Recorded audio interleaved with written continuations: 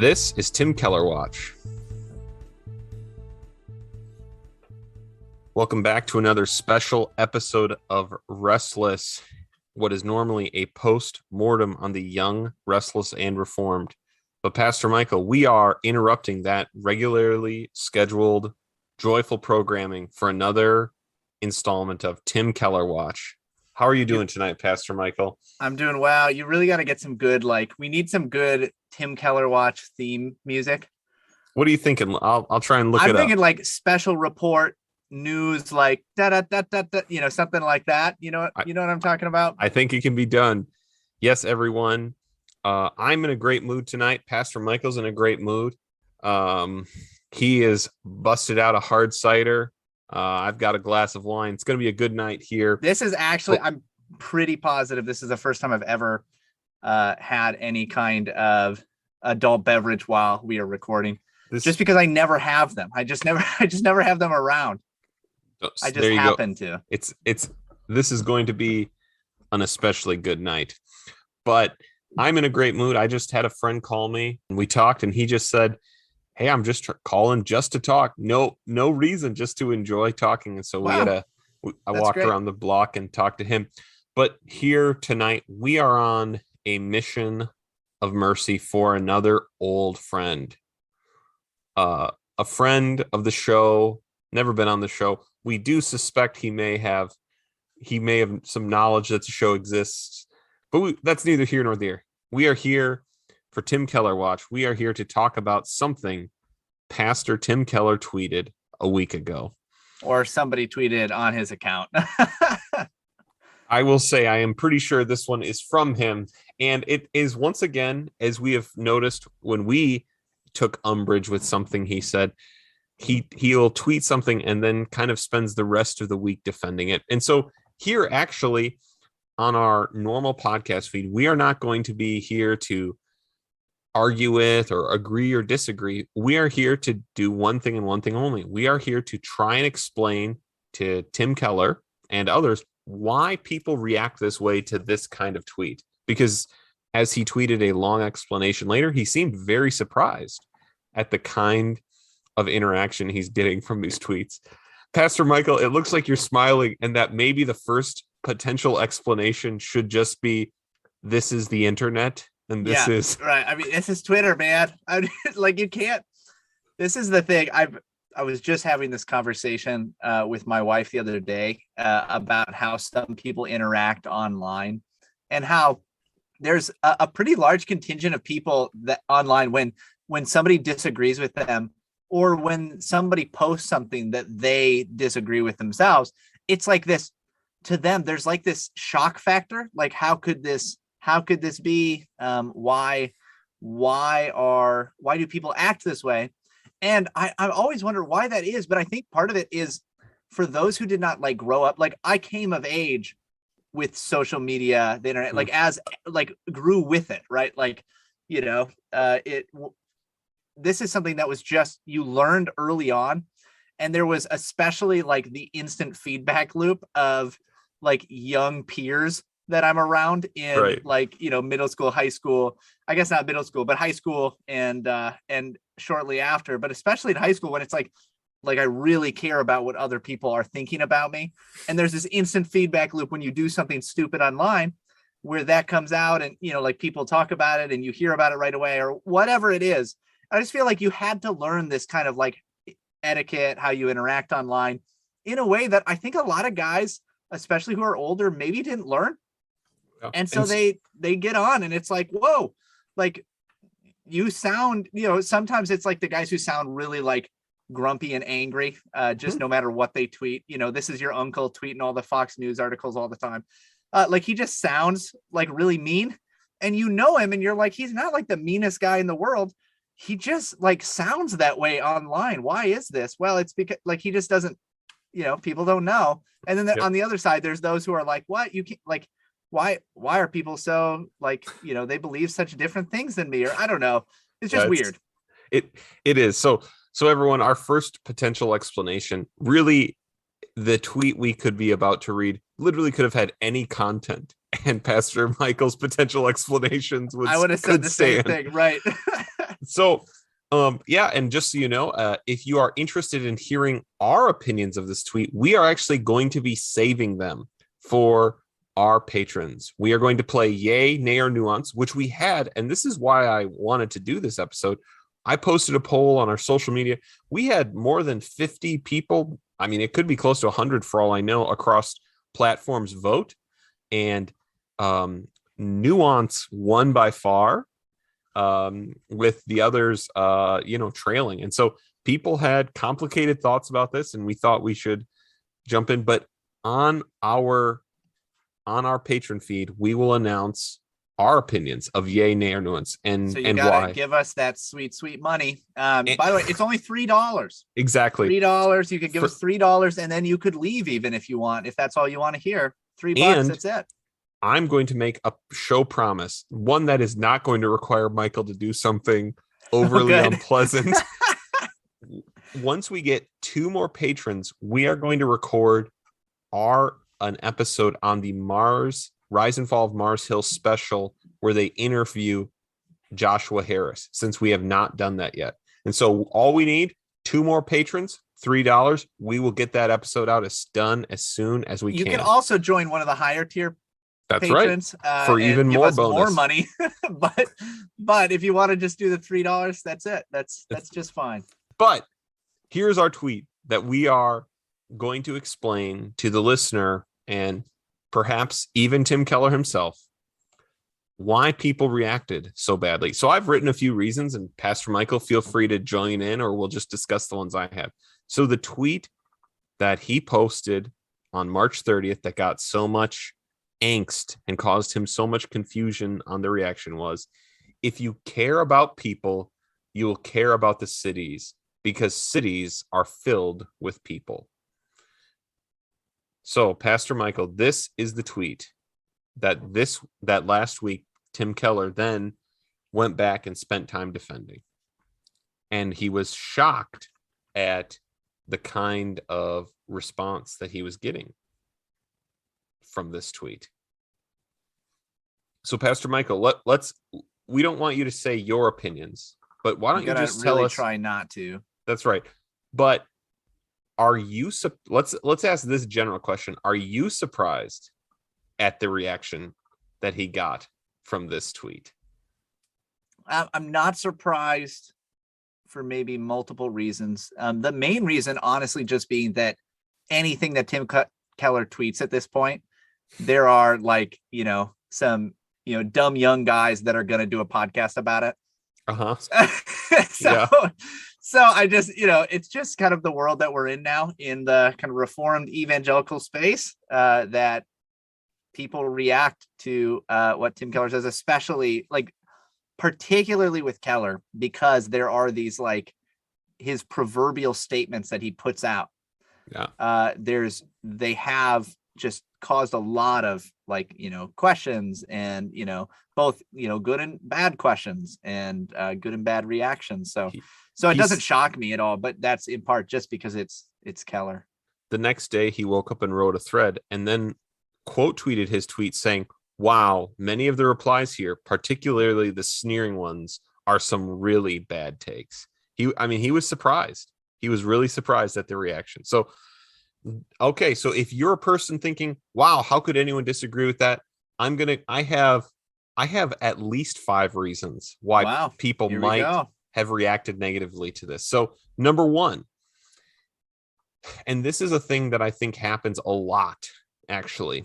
You are making such a basic statement that people assume there is a secondary agenda behind it, right?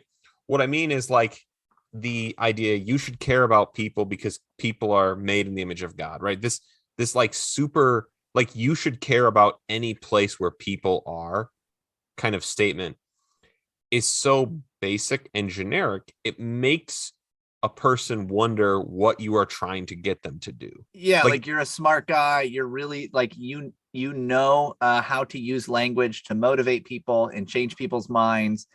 And you're saying something that ultimately, basically, you're saying nothing, or nothing of any note, right? Because in that statement, you hold, okay, people should care about cities, and everywhere else that there's Right. people, right? So And people should care about people is right. I wrote down that just like you've said nothing right. of like, depth anyway. And so what it causes people to do is wonder why you're saying it then. And then this is where they fill in why you're saying it, right? The funny replies to this in our poll were like, so we should care about space stations because there are people in the space station. Like people just you can flip in anything, right? Any place, and any comfortable idea. And right, like the example that I always give, probably because I'm from this background, is that like when you think about like people will say this in the college ministry background, you need to care about the college campus because if you want to reach the next generation, that's where the college students are. And that's a basically true statement, right? The problem is it's to the point where when you hear that statement, now maybe not you wonder, are you going to ask me for money now? Right? Like, or are you going to try and get me to go there with you? Or right, like, yeah, so there's something like, what are you, in other words, the question is still unanswered. What are you trying to motivate people to do? So what does care about the cities actually mean? Exactly. It's all of defining what that care about the cities mean, right? That is what people are filling in and reacting to. So that's my first explanation. Number two, I think it is because he is based on his interests, people think they know the kind of action he thinks they are required to take, which is something like move into the cities or care about certain policies about cities, preference living in the city to living other places. So it is because people believe they know, not only because it's a bland statement, but because people believe they know the action he is trying to get them to take. Yep. And let's say, like, this is not, again, to help understand those people, to help, Pastor Keller understand those who might, feel that they understand what he's trying to say, even if he's maybe coming back and say, no, that's not what I'm, Right. trying to say. We're coming out of a time when I can remember how much places like the Gospel Coalition and Keller and others were pushing this idea that like the apostles went to cities. Like cities are where you go if you actually want to spread the gospel. And so the majority of our time and resources should be spent trying to reach cities particularly.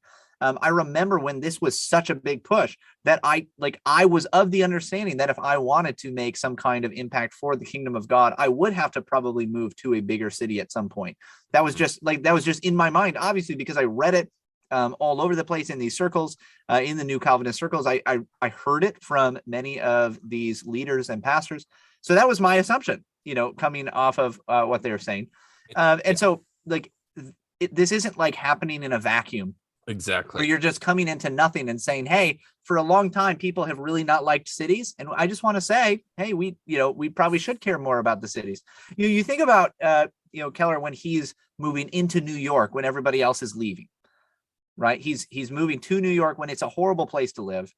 And it makes sense to me that you would be like, hey, I want to try to get as many people with me as I can, yep. Right? Let's get everybody here.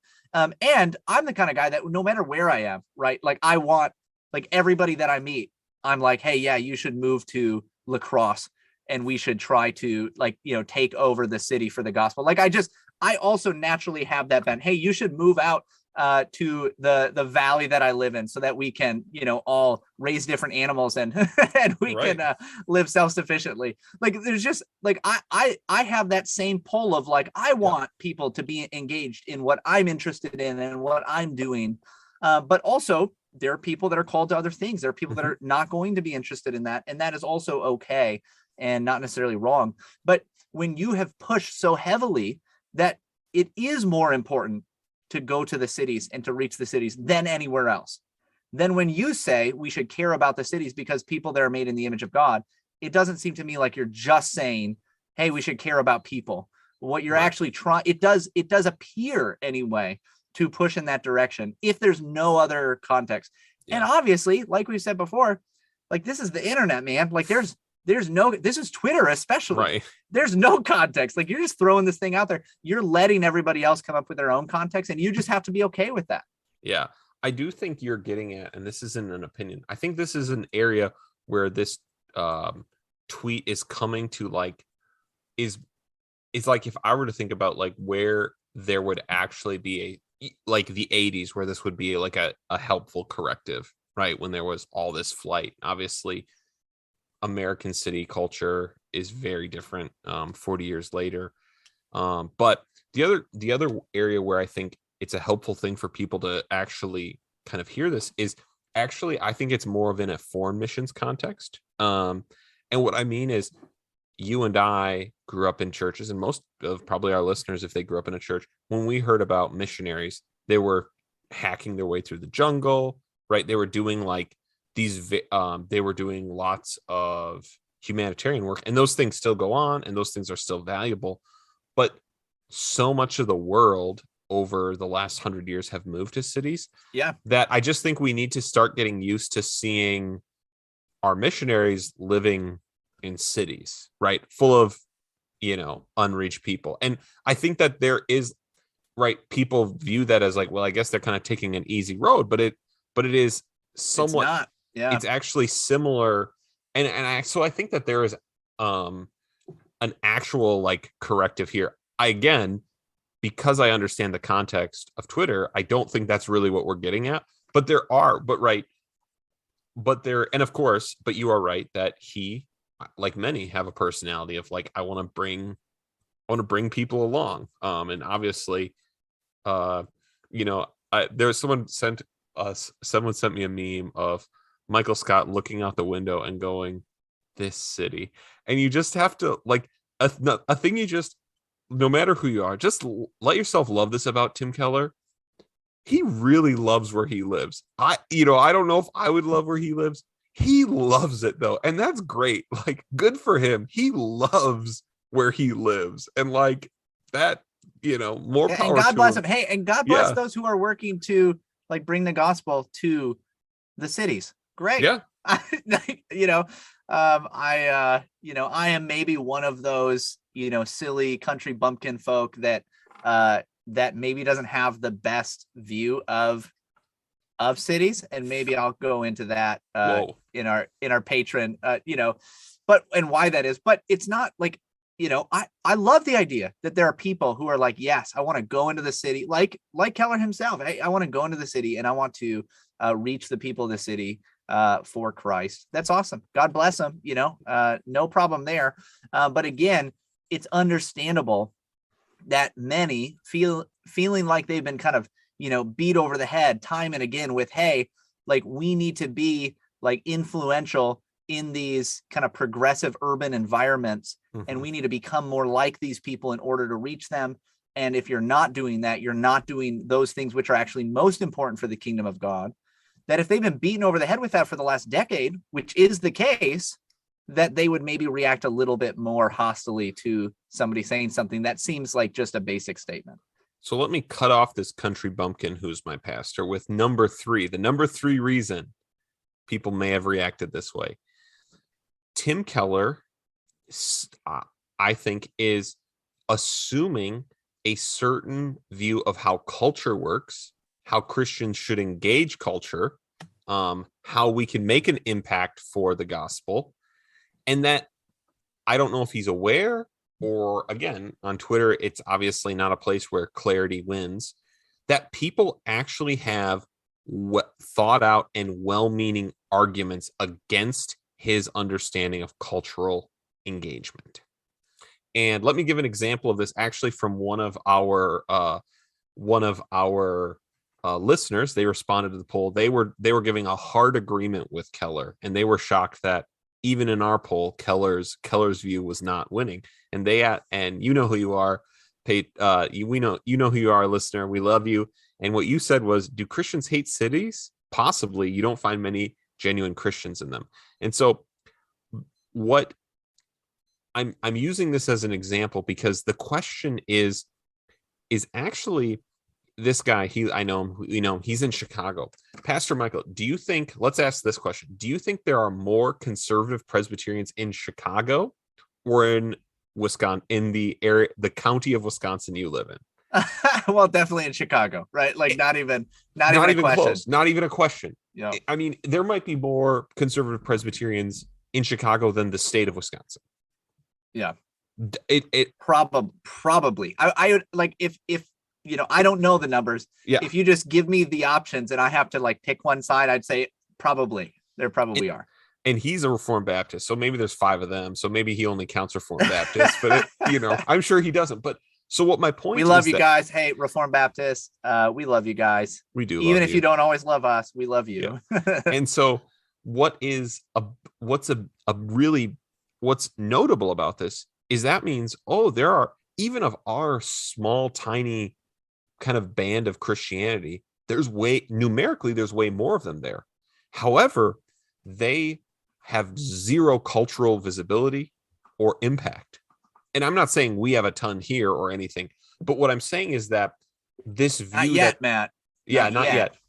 But what this view assumes is that moving to the city is the place where we can make this kind of cultural impact. And I'm saying there's a lot more Christians already trying that. And there are Christians that believe differently, that there is a different path to cultural impact. And my example is simply showing that just because there are literally more people there, he, of course, feels like there are way less, even though there are more, right? And so there's a question of, is this actually the best way? And so, I think we should not assume this is the best or certainly only method of cultural engagement, trying to make an impact for a kingdom, which I think this tweet in many ways kind of assumes this is the way to go about it. What do you think of this potential reason for people disagreeing? Yeah, I think that's true. And I just think that this is, one of the I find Twitter to actually be really helpful and beneficial. I find a great benefit in my interactions as well as just watching interactions on Twitter. But there are many people who approach kind of the online world with a very binary kind of thinking, right? Like it's, hey, you got to do things my way, or there's no other way, right? Like it's my way or your way. There's just two options, and if you're not doing it my way, you must be picking this other option. And there's people who just assume that kind of thinking on the other side when they're actually doing the same thing. It's just kind of a mess. And this is just the nature of maybe a more tribalized, polarized time, right? People just naturally kind of try to categorize things as simply as possible. And if you're not in my category, you must be in the other guy's category. There's, that's it. But especially when you're talking about the kingdom of God and how it spreads and how to care for people, there's just this, what seems to me an obvious truth that this is going to look different in different places, that the way that I minister in, a city of 60,000 people is going to be different than somebody who's ministering in a place where there's that many people in a building. Right. Like that's a different world. That is right. a different world than I've ever lived in or care to live in. And I'm not like, I don't want to, there's going to be things that I feel comfortable criticizing somebody for how they do things, even in that kind of a world to a certain point, right? I don't think it's wrong for me to say, oh, I've got, issues with how you seem to be doing that. And if they want to correct me and tell me, well, this is why you don't understand because of the cultural context you're in. Okay, we can work that out. Just like if somebody like a Tim Keller or others want to look at, kind of small town or small city or rural ministry and be like, well, here's why, it doesn't really work, or it's, it's problematic, or why you guys should try these tactics or whatever. That's fine. Maybe I disagree. That's okay. This is the other thing that I think comes up a lot in these kinds of conversations is if there's conflict, it's like, well, obviously this is negative. And like it shows that somebody is really wrong or there's a major problem involved. And sometimes it's just, hey, like there's different people in different places. Conflict is inevitable, right? We've got different personalities. God's given us different gifts. We're put in different scenarios. It just like we're going to think about the world differently. So to place everything into this binary of, well, if you don't agree with, the way I'm putting this, well, then you must like really have significantly bad takes. Well, maybe there's a reason, like maybe there is some good reason. I've got 3 more, but you just kind of said my next one, which is Tim Keller is this people disagree with this because there is a cultural divide in general. Yeah. That the right, someone has made the comment that there are not blue states, there's only blue cities, right? That there is just and again, this might be the most, which is why you're describing this is helpful. This would be, if people are just disagreeing with him because of the cultural divide, this might be the most negative one, right? It's like, don't talk to me about that. That might be the most potentially negative one, but it's possible people are disagreeing because there is just such a divide at this point of going back and forth. Yeah, I think that's true. I think it's really true. I mean, it's a very tribalized time. It's a very, partisan time. And one of the primary divides, like you're saying, is not necessarily, you know, politics outright, or how we might think of politics. It's not necessarily, obviously not, religious, as, I mean, we're talking about somebody who's in the same denomination with, maybe relatively similar confessional beliefs as we have, at least close to it, like closer than most people, closer Right. than most Christians even. And yet there's this divide, this this kind of a strange distance. I think it's because there is a significant cultural divide between those who live in major urban centers and those who live outside of them, in so many different ways. And this comes up in the church all the time. This comes up. This does seem to be one of the major dividing lines within our country culturally that we have not been able to work out at this point. Yeah. So here's number 5 for you. We are living in the post YRR times, and people no longer have implicit trust in big Eva or big name evangelicals anymore. So much has been done that has lost that trust, that oftentimes they are going to have a new experience where they are met with skepticism and criticism, no matter how good or bad what they are doing is. Yeah, I would actually say it's not even just that there's no longer that like high view of these authorities, but it's an automatic negative view unless proven otherwise, right? Like like the disposition is negative. Whereas it used to, this Many is of the these reverse. leaders. This is the right now, and this is the example of TGC is right. A TGC article that I used to have been like, well, I'm going to go read this for the good take. I now have to have it proved to me that this is a good article before I will give it that trust. Yeah, right? my disposition is automatically negative. It's automatically to assume the worst, because that seems to just be proven over and over again. That's where we're at. I don't think that you can fault. I mean, we just had, Christianity Today, right? Middle of the road egalitarian Christianity Today comes out with and I say middle of the road not because they're actually middle of the road as far as Christianity goes, but as far as like, hey, big city, big Eva types would read something from Christianity Today and not be like, wow, they're like crazy, wild, conservative, like reactionary fundamentalists or something like that. No, they're just like, these, typical egalitarian, like leaning left evangelicals. And they come out with an article all about the stuff that went down with Mark Driscoll and those involved in it. I mean, should we still trust you guys? Right? Like, should we still look highly upon you guys who platformed and helped grow this man's popularity? And, there's just, I am not like, I don't want to judge somebody like Tim Keller on the actions of Mark Driscoll or even like that whole situation. Obviously it's a mess. You're not actually like in any way denominationally bound. Like there's no like discipline. There's just not a lot that you can do. I don't want to put a bunch of blame on somebody like Tim Keller for that kind of a thing. But when you think about these circles of these really well-known conference circuit, big Eva pastors, my disposition has become, I'm going to be really skeptical. I'm going to be like, assume something negative unless it's proven otherwise, because time and time again, this is what it has seemed to turn into. Now, maybe that will come back to bite me because I don't want people to think that of me. Right. And obviously there are so many churches on a small scale or wherever, not even like big Eva types that have harmed people, that have abused people, that have like done harm. And I don't want people to come to my church and think, oh, this guy's going to do harm because of those churches. I just think that it's understandable for somebody to be in that position, right? If you've been harmed by a church, it's understandable that when I introduce myself and say I'm a pastor, you have an automatic kind of negative assumption about me, whether or not that's the case.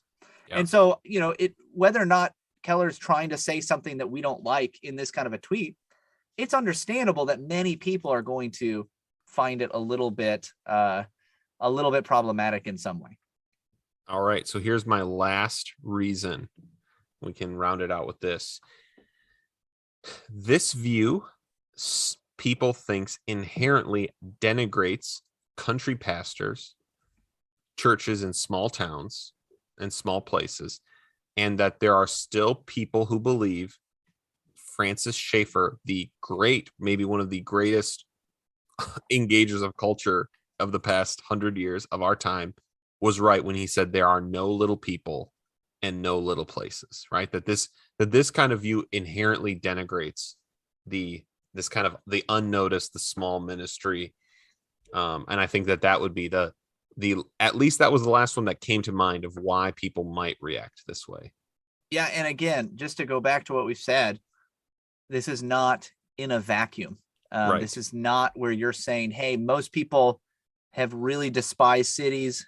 Cities have not been really, high up on the list of, Christian activity and focus and missions and evangelism and church planting. Right. And so maybe we ought to think about that. This is coming after a significantly, long period of time when that has been almost the exclusive focus in many sectors of the church, right. To the detriment of many smaller town and rural areas. And, again, I'll just say there's a reason almost everyone's downtown some church has bought a block of their deteriorating downtown to be the city church, right? In every town, like that's a thing, or maybe two have done it. Yeah, absolutely. It's just again, and this could be covered again in just more cultural differences, the way that there has been a major move to cities generally, maybe to the exclusion of what it could look like to help those smaller town or rural towns, but nonetheless, it's not crazy for people to assume that what you mean is this is of greater importance, not lesser importance, than some of these smaller areas. That seems like an automatic assumption that many will make. And I don't think you have to make it, right, to defend what Keller's saying. I don't think he necessarily has to say that, right? That's not necessarily what he is saying. But it is what many have said, including, I think, Keller, over the last few years. And so it's not crazy to think that when you see this kind of a tweet. So I just want to leave everyone with this episode. You can join us on Patreon to hear our opinions, but I just want to leave everyone with advice from Francis Schaeffer and his in his essay, and you can find it in the book, No Little People, No Little Places, that wherever you are, whatever city you're in, or if you're not in a city, I think that this advice holds, and this is something we can actually hold on to for the sake of the kingdom wherever we are. We must remember throughout our lives that in God's sight, there are no little people and no little places. Only one thing is important: to be consecrated persons in God's place for us at every moment of our lives. Well, thanks for joining us here on Tim Keller Watch. Pastor Michael, do you think we cleared up any confusion of why that tweet got so spicy? Almost definitely not. I hope we did. But hey, this is the Wild West of the internet. Hopefully you enjoyed it. If you enjoyed it enough, go and get a t-shirt, therestlesspodcast.com, or socks or a mug or something else, and support the show that way. Join us on Patreon, where we're about to talk about our own views, our own takes on this Tim Keller tweet. All right.